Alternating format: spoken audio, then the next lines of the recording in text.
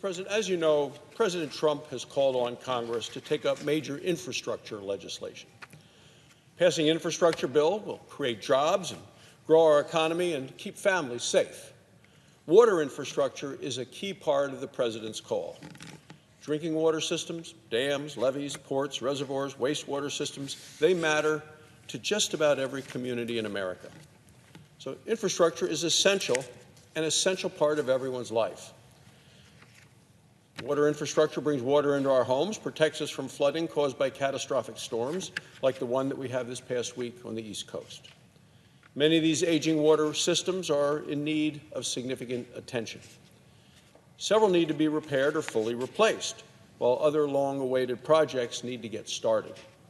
The time to upgrade our water infrastructure is now. Last week, committee leaders from the Senate and the House of Representatives reached a deal of historic proportion: comprehensive water infrastructure legislation, now passed in the House, awaiting passage in the Senate. The name of the consensus bill is America's Water Infrastructure Act.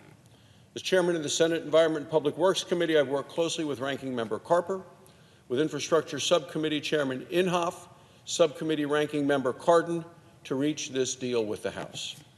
This is by far the most significant infrastructure bill this Congress, and it is the most significant water infrastructure bill in decades.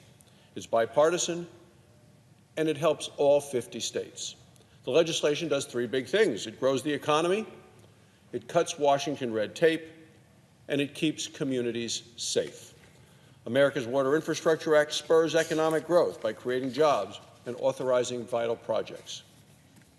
This bill authorizes projects to deepen nationally significant ports, maintain inland shipping lanes, upgrade aging dams, and increase water storage in the West.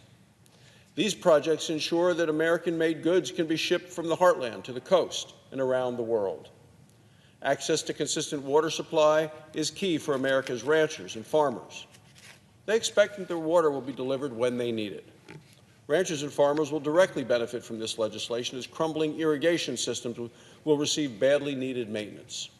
In my home state of Wyoming and across the West, water storage is a serious issue. This consensus bill will increase storage capacity and expand water reservoirs like the Fontenelle Reservoir in Wyoming. The legislation cuts red tape by making it easier to get projects through the Army Corps of Engineers process. It will give state and local leaders an increased role in prioritizing which Army Corps projects are built. When a local partner takes over the Army Corps of Engineers flood control project, that non-federal partner will no longer need to worry about obtaining new permits.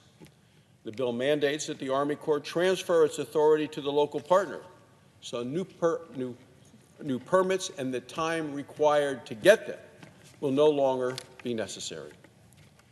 We've also included important language to help smaller rural communities leverage federal dollars so they can complete needed infrastructure projects. Leveraging federal resources is an important component of President Trump's infrastructure plan. Federal leveraging programs like the Water Infrastructure Flexibility Act, they can get taxpayers the most bang for the buck. In the past, smaller rural communities have had trouble accessing these dollars. The language in our consensus bill will give these rural areas the chance to compete for these funds and be able to participate in this very successful program. Cutting red tape and increasing access to leveraging programs will help us get projects done faster, better, cheaper, and smarter. Finally, the bipartisan agreement will help keep communities safe. The critical infrastructure projects included in this package will help prevent damaging floodwaters by maintaining dams, levees, and beachfronts. It will also create a permanent program to address floods caused by ice jams, like the one we saw in Worland, Wyoming. The legislation allows for the Army Corps of Engineers to more effectively assist communities recovering from devastating storms and surging rivers. This bill isn't just about flood prevention. It is the most significant drinking water legislation in decades. This bill invests in repairing aging drinking water systems.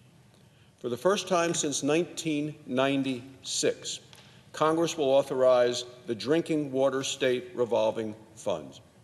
This fund gives states certainty that they can meet their drinking water needs. The bill is also fiscally responsible.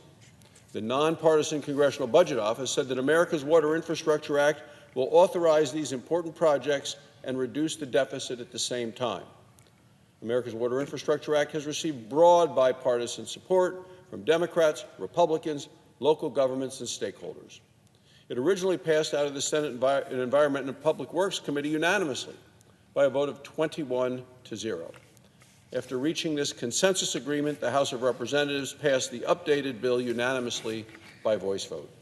Simply put, America's Water Infrastructure Act is good for the entire nation. President Trump called on Congress to pass major infrastructure legislation. America's Water Infrastructure Act answers that call. By reaching this bipartisan agreement, my home state of Wyoming and the nation will see upgrades, reforms, and new initiatives that deliver on the President's commitment to rebuild our aging water system. Now is the time for the Senate to take up this important bill and send it to the President for his signature. Thank you, Mr. President. I yield the floor.